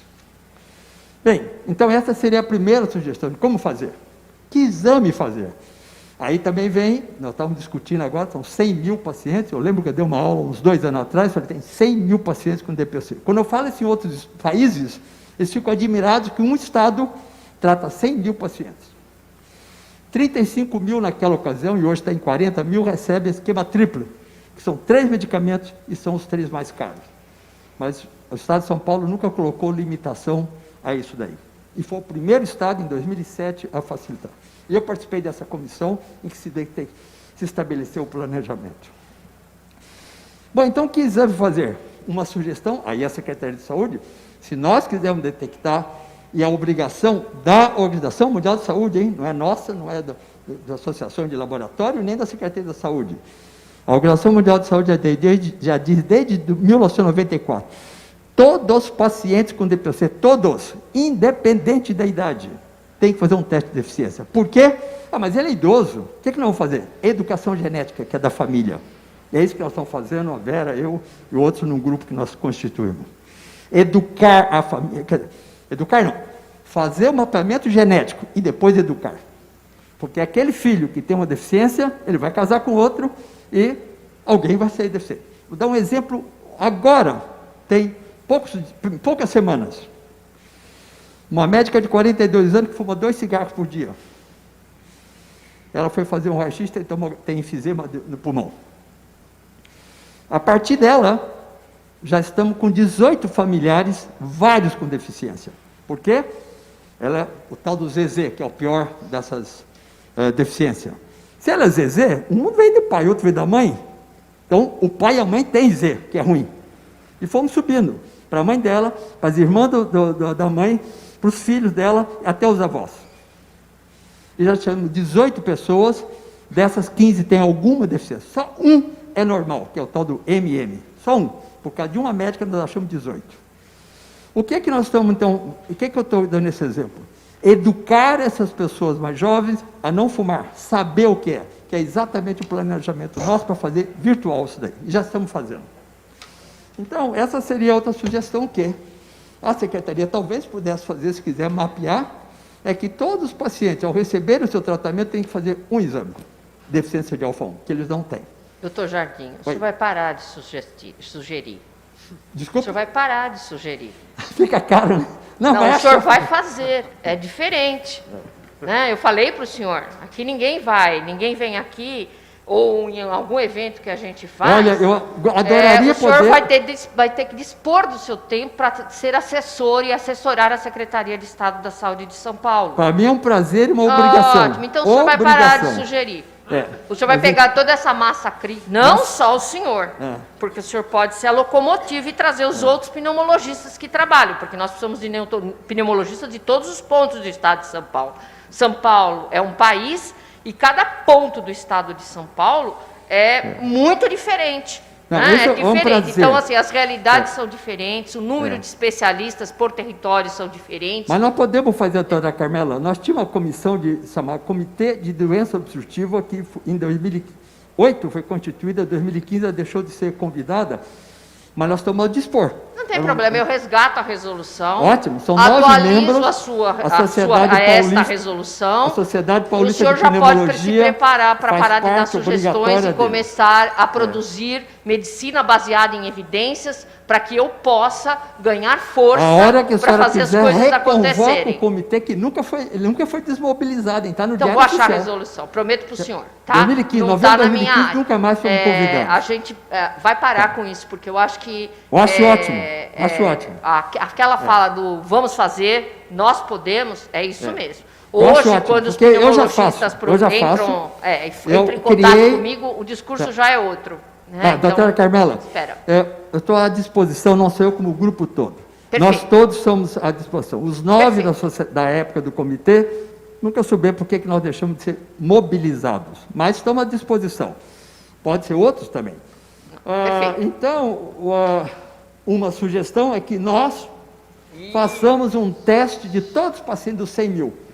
E aí eu vou dizer, de cada 100 pacientes... Não, eu preciso fazer algumas coisas que a gente vai ter que conversar com o comitê técnico. Tá? Não, claro. Por exemplo, a dosagem de alfa-1 antitripsina, os laboratórios que fazem, qual a acreditação desses laboratórios? Porque eu dou um retorno para o senhor da minha experiência. E acredito que nessa doença não seja diferente. Tá? Nós temos muitos erros diagnósticos. Diagnósticos, eles Carmela, mas isso caro. eu acho que é um problema secundário. O primeiro é dizer que... O segundo é acreditar. O único laboratório que faz fazer o exercício da gestão, da viabilidade da ação. Sim. Né? Então, é isso. Então, deixa eu dizer para a senhora. O único laboratório do Brasil que faz no papel filtro o fenótipo e o genótipo, não vou dar o nome comercial, mas foi uma pessoa que eu consegui, desse laboratório privado, dinheiro para que fosse à Itália, aprendesse o teste e trouxesse para o Brasil. Agora nós temos outro, que é o mais simples, que é de suave oral. Aí vem sugestão para o senhor. Por isso que eu falei que era uma sugestão para cada um. Então. Por que não conseguir que esse teste, que são 14 mutações, que a doutora Vera mostrou, possa ser implantado no Brasil em associação com o laboratório espanhol que desenvolveu esse método. No momento, nós temos, ela mostrou 1.700, já estamos com mais de 2.000 casos. Só nós, na Escola Paulista, tem mais de 500, 600 casos agora. Perfeito. Vai alguém pegar lá, põe no avião em Guarulhos, chega na Espanha, vai para Barcelona, volta para cá, um mês está de volta. Eu imagino que é uma associação com alguém do laboratório em Barcelona que possa ser desenvolvido o mesmo método aqui. Muito simples, suave, oral. E Nós vamos ter essa conversa à parte. Claro? Eu vou ter essa conversa com o senhor à parte. Ah, é ótimo. Por Tá? isso que eu tô Porque a dando gente a precisa, resposta na a cada verdade, um. viabilizar isso na gestão. Eu O Hospital falei São que- Paulo não está habilitado e credenciado no Ministério da Saúde como um centro de referência para doença, como um serviço de referência de Quem doenças que não está? raras. Desculpa. O Hospital São Paulo. Tá? Sim, mas não estou discutindo a situação São Paulo, Não, doutora não. Carmela. Eu estou falando... O senhor não está deficiência entendendo, de eu estou alfa-1. falando para o senhor do Sistema Tá. Único de Saúde. As formas de pagar as coisas, elas já estão...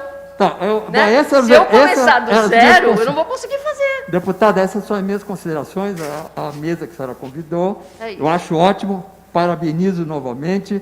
Eu estou às ordens de qualquer um que queira participar, porque eu já faço isso há muitos anos.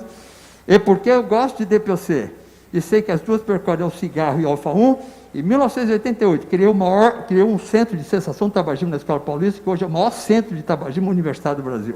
E depois, o único estudo de prevalência de deficiência de alfa-1, eu sou o investigador principal que mostra, cada 100, e aí termino, Doutor, de deixa eu cada falar uma 100 coisa pro pacientes senhor. de DPOC que chegam ao nosso ambulatório, 2,8%, 3% tem deficiência de alfa-1. De cada 100, um tem deficiência ZZ, que leva a ter enfisema precoce. Então, isso é o que eu doutor queria Jardim, dizer e coloco à disposição. Doutor, vamos deixar isso como herança profissional. O senhor deve ter mais ou menos a minha idade, mais ou menos o tempo de carreira. Mais, Né? 51 anos de formado. Não, eu tenho 40 anos de profissão. Eu tenho 76 anos. Então, perfeito. De profissão? sinto jovem, De sinto profissão? jovem. Não. Se o senhor tiver 76, o senhor se formou quando? Eu formei em 1970 e me sinto jovem como qualquer outro de 40 eu também anos. estou aqui, não estou nem... Posso- Mas eu estou dizendo para o senhor que toda essa sua massa crítica de conhecimento, toda essa sua expertise, ela tem que ser capitalizada, canalizada, para que a gente possa deixar uma herança. Vou repetir para o senhor o que o governador Covas, o pai, falou uma vez para mim, nem sei se falou em público, se falou em off, mas para mim ele me disse que um bom gestor é aquele que pensa na próxima geração. O gestor que pensa no que está aqui, ele não está atuando de E é uma por maneira isso inteligente. dizendo que educar as pessoas jovens das famílias Perfeito. e fazer É o mudar o exame paradigma em quem tem pra amanhã. 18, nós estamos fazendo a próxima geração. Nós temos que pensar para frente. É isso. Eu, como a senhora disse, então, eu estou sempre às ordens para qualquer convite. Nós vamos Obrigado. conversar. então, obrigada, doutor Jardim, obrigada, doutora Carmela. Decisões importantes sendo tomadas aqui, hein? Mais alguém gostaria de fazer alguma colocação?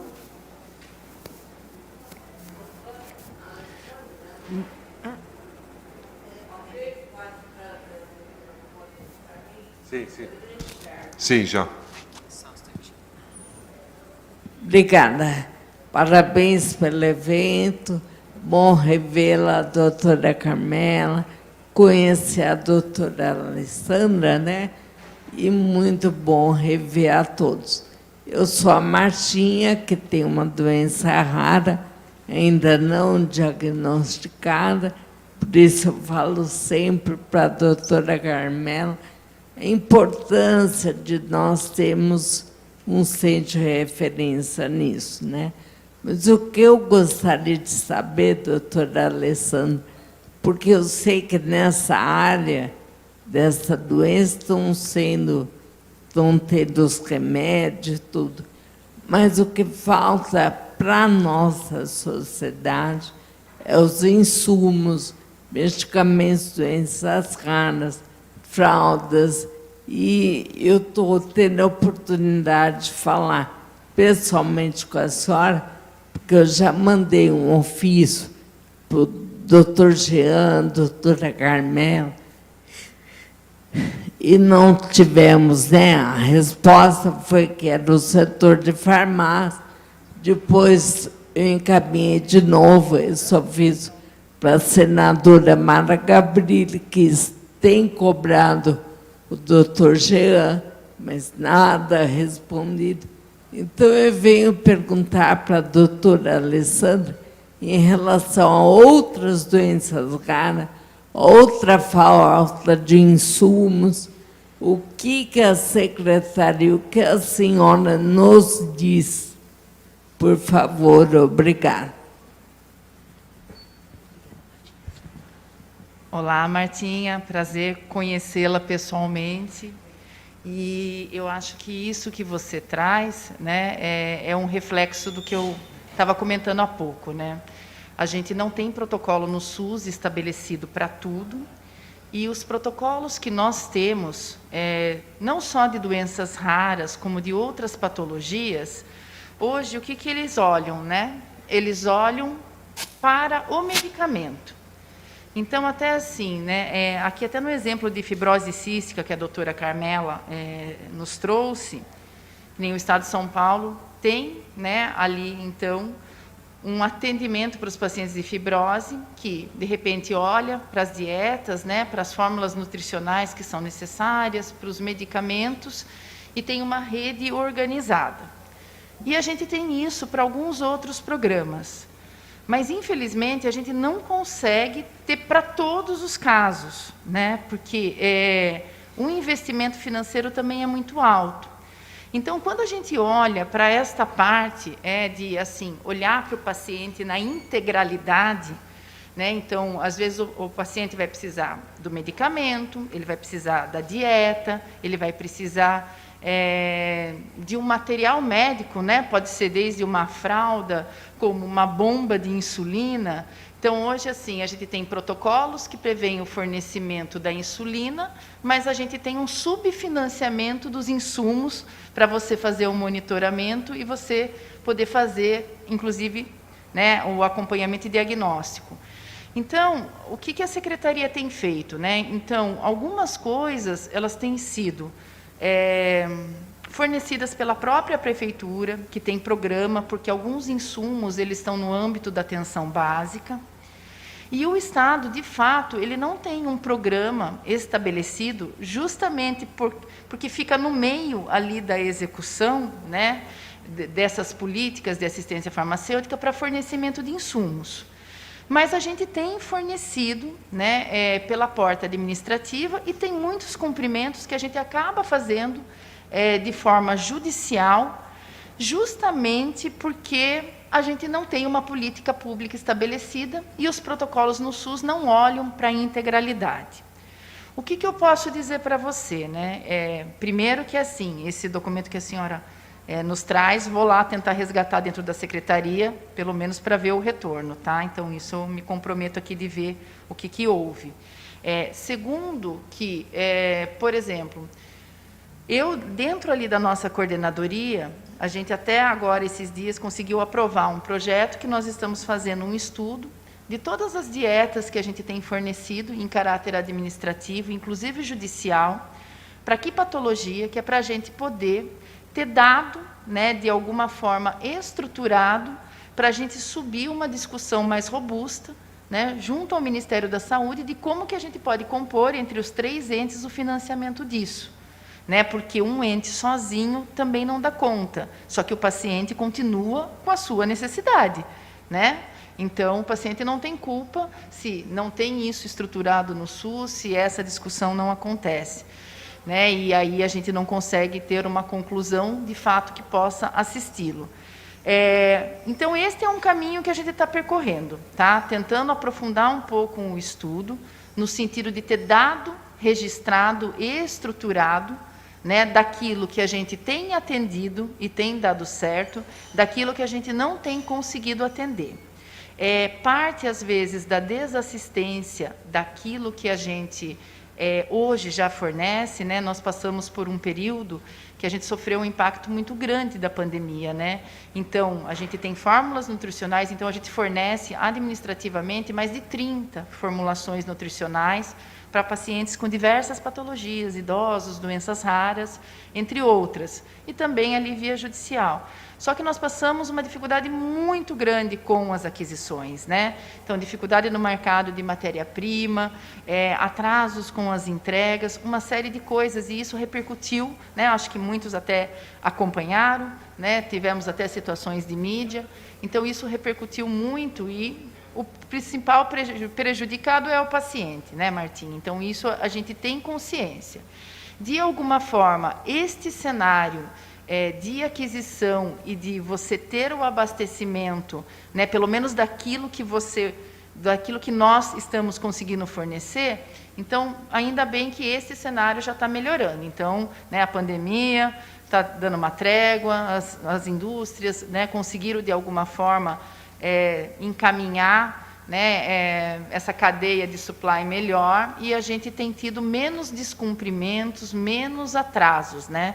Mas nós chegamos a ter fracassos nas nossas licitações, e não é só o Estado de São Paulo, na ordem de 60%, por preço acima do previsto no mercado praticado, e aí a gente tem que seguir a regra, né, rígida da legislação, e isso realmente trouxe todo esse impacto que você está mencionando, Martinha. Então, eu aqui, né, posso me comprometer em resgatar aquilo que foi enviado, ver onde que, de repente, parou, para pelo menos ter um retorno aí da situação mais específica e pontual que você solicitou, para a gente te dar esse retorno. Aqui eu estou falando de uma forma mais genérica sobre o contexto. Nada. Bom dia. Falo em nome da indústria, obrigada pelo debate. Volto para casa, sou brasileira de coração, farmacêutica de coração, devoção, emoção. Volto para casa, estudei aqui da USP. E fico contente de ver que o Estado de São Paulo se posiciona positivamente respeito a uma situação que é real. Temos poucos pacientes, talvez nenhum hoje aqui, porque o que eu não sei, eu não entendo, o que eu não entendo, eu não me protejo, se eu não me protejo, eu não me informo, eu não reivindico. Não significa que eles não existem, significa que eles não vieram, porque eles não sabem o que eles não sabem. Portanto, nós temos que trabalhar, informar, nós estamos à disposição para transferir, apoiar, nós propomos, vocês dispõem. Um protocolo inclui uma doença rara, desde que eu estudei, desde a faculdade que eu estudei EPB, Estudos de Problemas Brasileiros, o paciente nunca vem sozinho, o paciente vem com a sua realidade. Portanto, essa realidade tem que entrar no protocolo, onde entra a parte clínica, a parte da indústria como suporte, terceiro setor. Para isso é um protocolo, para que a gente entenda o que está acontecendo e, a partir daí, construa um mapa, uma linha onde poder saber onde estamos e onde não estamos. Eu fico contente de ver que o Estado de São Paulo quer participar do clube dos países que decidiram dar o passo e enfrentar uma realidade que ela está na rua, está do outro lado, está circulando silenciosamente, e que o Estado quer participar, quer desenhar. Nós estamos à disposição, anonimamente, presencialmente, dando suporte, e alinhados com qualquer procedimento. Nós podemos trazer experiência de outros países, são 26 países já que têm um procedimento. Minha responsabilidade é cobri-los o mundo inteiro, portanto, ficamos à disposição para qualquer tipo de apoio. E parabéns pela coragem, parabéns pela transparência, pela reunião. Agradeço à deputada pela generosidade de oferecer à Câmara para que nós possamos discutir isso. E eu agradeço em nome dos pacientes também. Obrigada, Tony, pela sua mobilização. Eu posso responder em nome do Estado de São Paulo, porque, afinal de contas, né, eu tenho muito orgulho de ser paulista e paulistana, tenho um imenso respeito pelo espaço em que eu trabalho, né, e é sim. Eu acho que a gente, na verdade, sem arrogância e nem soberba, porque não é essa a nossa intenção, mas nós podemos criar pilotos.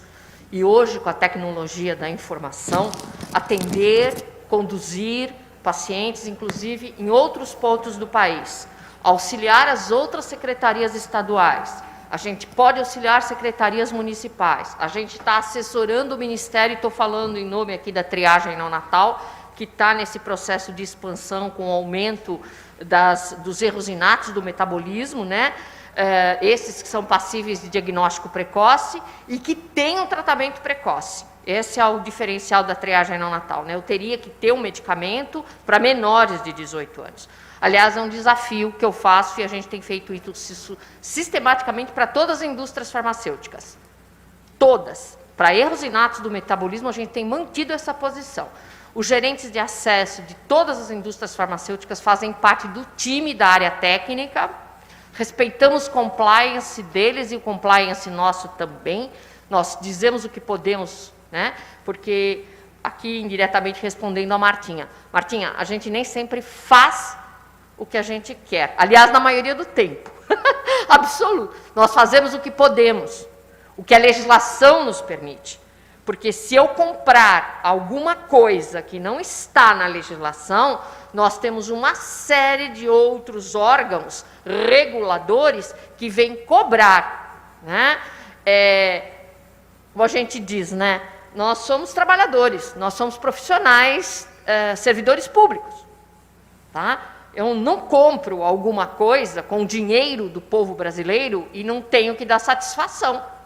Tem que estar tudo absolutamente registrado. É por isso que a Alessandra ficou batendo. Não, mas nós precisamos, o Ministério precisa se posicionar, tem que ter um PCDT, porque esta é a ferramenta que justifica que nós, como órgão público, possamos comprar o produto, o insumo, porque se eu começar a comprar isso anarquicamente, primeiro, nós não temos recurso financeiro para isso, mas isso cai no âmbito da corrupção.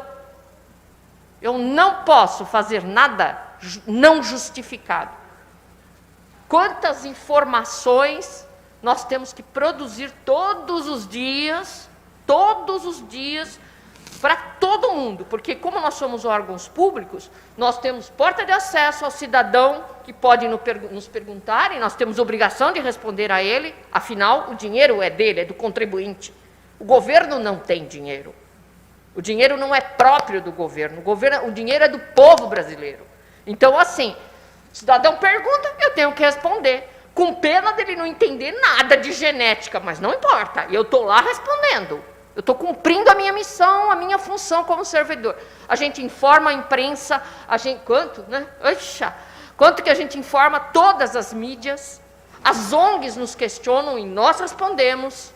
Né? A Assembleia Legislativa nos questiona através dos seus protagonistas, dos seus deputados, né, dos seus grupos de trabalho, e nós respondemos. Então, Martinha, não é má vontade da gente não fazer as coisas. A gente não é bem assim, entendeu? É que nós temos que cumprir regras, normas, leis, dentro da ética, da moral e da legalidade. Nós somos um órgão público. E nós aqui, eu e a Alessandra particularmente, a doutora também trabalha no serviço público estadual, né? Nós somos servidores públicos. Para o bem e para o mal. E vocês têm que entender isso, todo mundo tem que entender. Então, por exemplo, quando eu sento para conversar com a indústria farmacêutica, é isso. Nós respeitamos as diretrizes, os princípios, os compliances, como são chamados da indústria farmacêutica, mas nós também exigimos que eles também nos respondam, nos respeitem, né? Mas, assim, eu acho que nós estamos num momento da história muito diferente. Hoje, eu tenho felicidade de estar viva e estar vivendo esse momento da história. Nós estamos vivendo uma revolução com a genética, sem dúvida nenhuma. Nós estamos vivendo uma revolução terapêutica. Quem falaria 40 anos atrás de uma terapia de reposição enzimática? Quem falaria em terapêutica gênica? Quem falaria em oligonucleotídeo antissentido? Quem falaria de todo esse pool de novos medicamentos que nós estamos alcançando? A única coisa que, quando alguém falou assim, a secretária... Só queria dizer que nós, os brasileiros, não somos cidadãos de segunda classe. Nós somos cidadãos do mundo. E se lá em qualquer lugar do mundo houver uma possibilidade de dar aos nossos melhor qualidade de vida, melhor tratamento, só queremos, na verdade, exercer a nossa função como servidor público. Que isso seja alcançável, que eu possa ter um registro, que eu possa fazer indicadores de qualidade, que não existe terapêutica nenhuma que é eterna. Né? Muitos pacientes fazem um ciclo de tratamento e não obtêm a resposta, então a gente tem, inclusive, explicar isso para a população. Não existe remédio que funciona 100%, E não é remédio que ele vai tomar 100% do tempo. Num determinado momento desse tratamento, talvez esse tratamento seja interrompido. Lembro do câncer, quando ele chega em esgotamento terapêutico e a gente vai para cuidado paliativo e diz para a família, olha, não tenho nenhum tratamento. O câncer está evoluindo. Então, guardando as devidas referências, as doenças raras, elas caminham com essas mesmas diretrizes. Então, transparência, honestidade e enfrentamento é o jeito que todos os brasileiros vão parar de falar cada um no seu quadrado. Eu nunca vou ter uma doença rara, né? Lembrando que 30% das doenças genéticas são produtos de mutações espontâneas. Então, o seu neto, o seu sobrinho, o seu... Sim. Então, não fica falando, não tenho nada a ver com isso, porque, sabe, doença genética não é comigo. Então, é preciso que a sociedade, o país como um todo, tome para si a consciência que estamos todos interligados. Estamos todos interligados. E não tem esse negócio do é você, eu não sou, você vai gastar dinheiro à toa num cara que vai morrer. Eu escuto isso todo dia. Eu não estou falando nada que você possa falar assim para mim. Carmela, você não escuta? Imagina os montes de besteira que eu escuto todo dia, entendeu? O município que questiona por que é que tem que cuidar de uma pessoa como essa. Eu falei, eu não entendo o que você está falando. Porque se nós estamos comprando remédio, você está dispensando e nós estamos referindo à área federal, por exemplo, como é que você não quer dar o remédio para o paciente? Por que é? Porque é um só. E eu falei, eu não quero saber se ele é 1, se ele é 1000, se ele é 100 mil. Estamos aqui como servidores públicos para atendê-los, sem fazer juízo de valor, de que o remédio é tão barato que custa... Tudo isso eu ouvi no ouvido. 2 passagens de ônibus. Por que o governo tem que comprar um remédio que custa... Não é para fazer juízo de valor desse tipo de coisa. Não é. É um direito adquirido e nós temos que cumprir esse direito, sem fazer esse tipo de julgamento paralelo para não desenvolver preconceito. Já não chega todos os preconceitos, né, que a gente tem nesse país. Ser diferente nesse país é gerar preconceito. Então, é preciso que a gente tenha consciência do como nós estamos nos preparando para a próxima geração. Se Deus quiser, os brasileiros que nascerão, e eu sou a primeira brasileira que nasce nesse país, a minha família toda é de imigrantes, né? Eu sou a primeira. E eu defendo a causa. Isso é um direito de todos. É um direito de todos. E todos os brasileiros têm que ter esse direito. Então, doutora porque Carmela, senão a gente enlouquece. muito obrigada, então, doutora Carmela. Obrigada a todos que se colocaram. Se vocês me permitem, eu tenho uma última pergunta muito rápida. Meu nome é Regina, eu sou coordenadora do projeto Day Hunter, que é um dos projetos desenvolvidos pela Casa Hunter. A gente tem um contato direto com os pacientes, né? Então, de forma bem prática, o que nós poderíamos dizer para o paciente que tem uma doença pulmonar, como DPOC, por exemplo, já diagnosticada, com uma possibilidade de DAT, né? Agora nós sabemos, aonde ele deve ir, que serviço ele deve procurar, que providências ele deve tomar. O que vocês diriam para esses pacientes, por favor?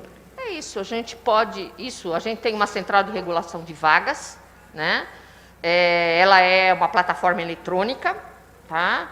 Na minha experiência, nos pacientes com doenças raras, a construção das redes, os cabeças de rede, que a gente chama, são os serviços de destino, e a gente tem que construir um fluxo de assistência desde a atenção primária, e o paciente caminha nesse fluxo. Nós temos como variável os ambulatórios médicos de especialidades do Estado de São Paulo, que serão 70 ao fim dessa gestão, hoje eles são 60, eles compõem esse fluxo de acesso. Garantir o acesso é organizar a jornada do paciente,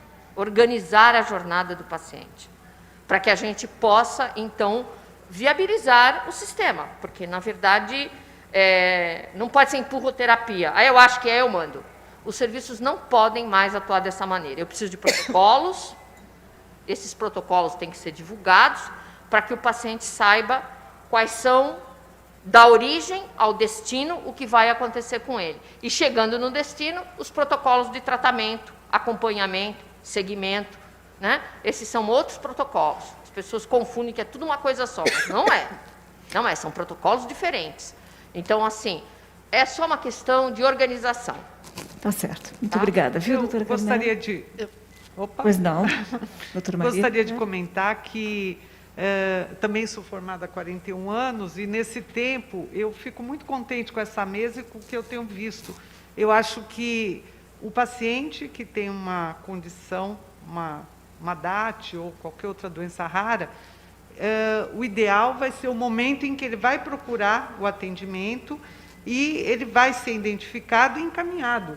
É um sistema único. Seja privado ou público, o importante é que seja feito o diagnóstico e que ele receba o tratamento que ele precisa. Então, eu acho, e eu tenho visto isso nesses 41 anos, que a reunião de todos trabalhando, tendo como objetivo o tratamento, a qualidade de vida do paciente, isso é que vai resolver essa situação. Obrigada. Muito obrigada. Eu agora vou só reforçar do ponto de vista do acesso ao medicamento, né? Enquanto a gente ainda não tem um protocolo estruturado, né? Um pouco do tudo que nós conversamos aqui, a gente hoje ainda fornece, né? Fornece o medicamento independente disso pela via administrativa. Então, se um paciente tem diagnóstico, tem a prescrição, isso pode ser solicitado, né? Então, no nosso site, no www.saude.sp.gov.br, que é o portal da Secretaria.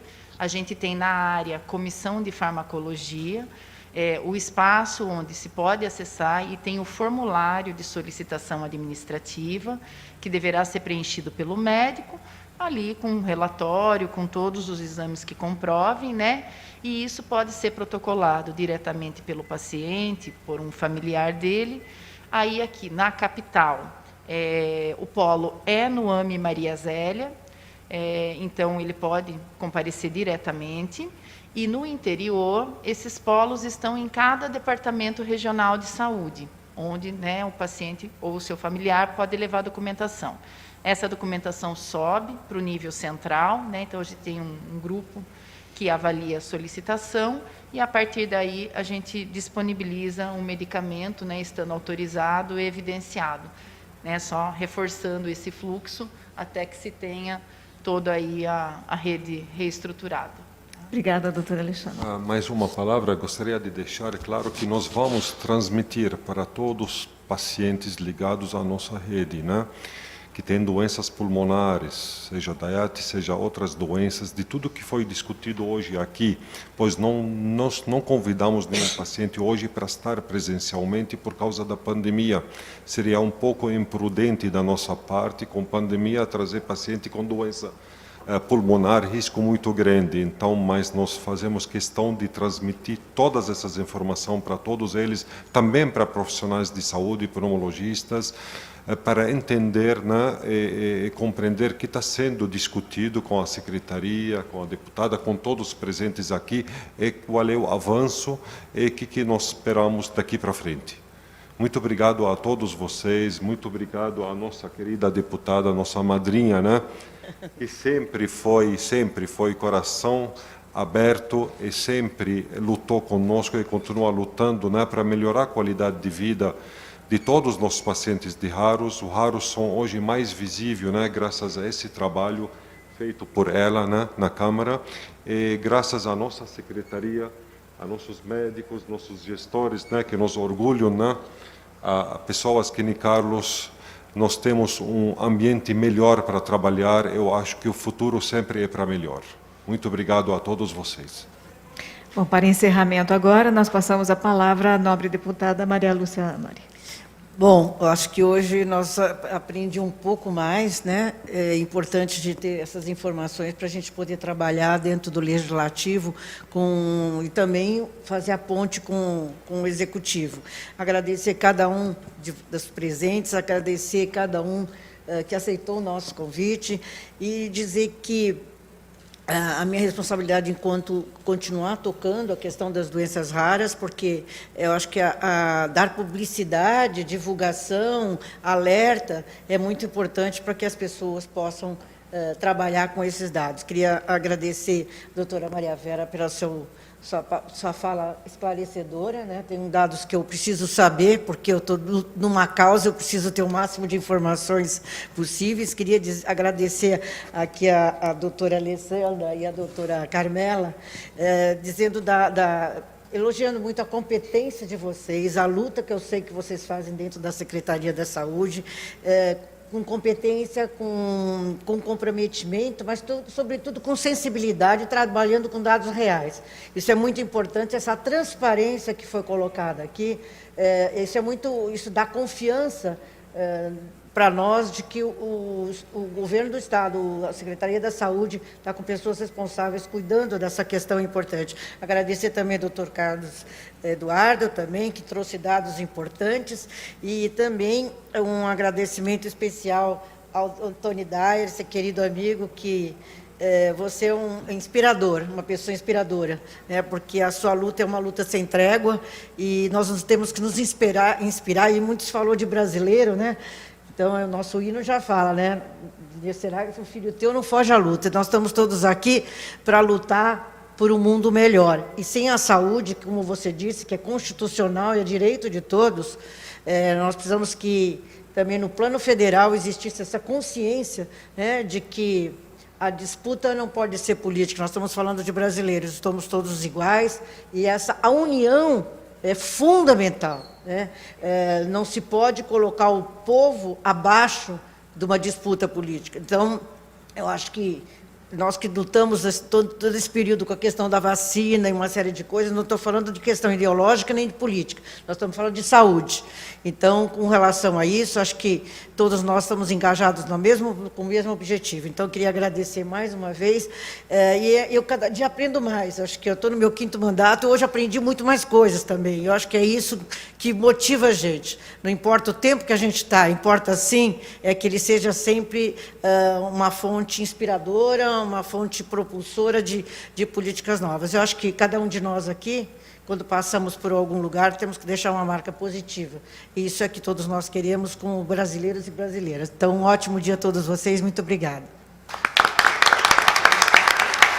Obrigada a todos. Nós chamamos a todos para que fiquem aqui na frente para bater uma foto oficial do evento, por favor.